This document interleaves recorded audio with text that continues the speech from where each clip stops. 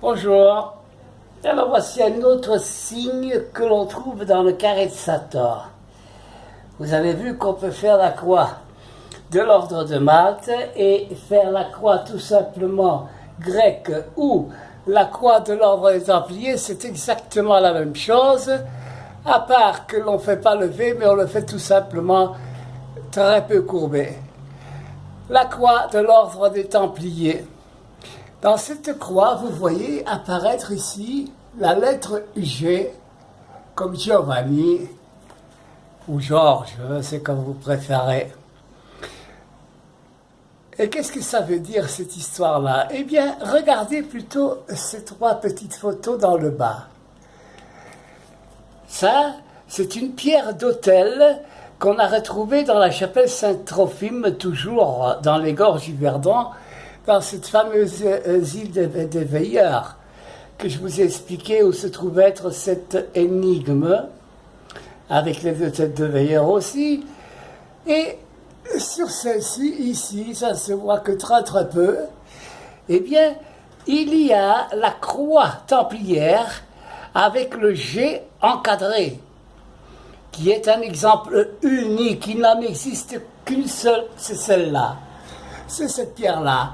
Et cette pierre-là, aujourd'hui, ne se trouve plus dans la chapelle Saint-Trophime, parce qu'ils sont venus la chercher, et j'ai entendu dire, bon, j'ai cherché derrière, et j'ai entendu dire par le père Jacques Jobert, qui était prêtre à Castellane, qui m'a dit qu'elle se trouvait être dans un musée, voilà, pour ce qui est de la pierre d'autel de Saint-Trophime, où il y avait cette fameuse croix templière encadrée de la lettre G, celle-ci.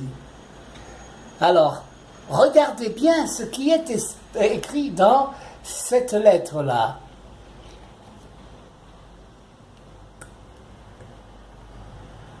En vérité, le seul mot en latin qu'il y a dans cette lettre-là, c'est P-O-S-P-A-R-T-O-R,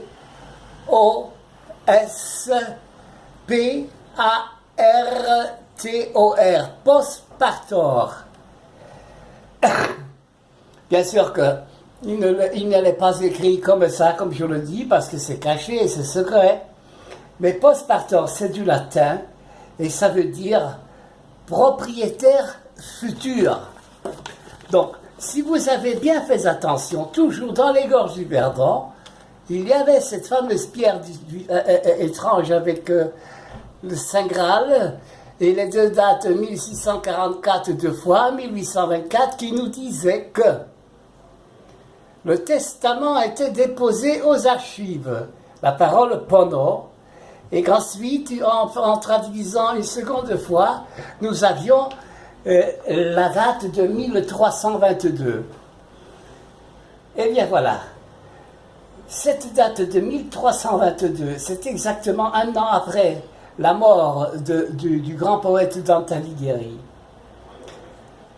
Parce que lui a écrit la Divine Comédie, mais il ne l'a pas écrit tout seul. Eh non, absolument pas.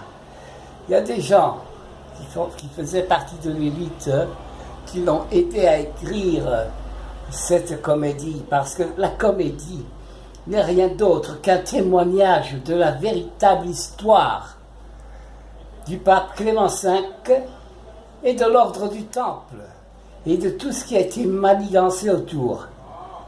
Cette vérité-là, je vous la raconterai et je vous le montrerai comme je vous montre le carré de Sator très bientôt. Mais chaque chose a sa place et en son temps. Maintenant, c'est le carré de Sator. Ça prendra comme un moment parce qu'il y a beaucoup de choses à montrer et à dire. Mais bien sûr, moi, je ne ferai pas tout parce que sinon, on est encore occupé dans un an. Non, je vous montrerai toutes les choses principales qui nous feront comprendre la véritable histoire de la fin de l'ordre des Templiers, le pourquoi et le comment.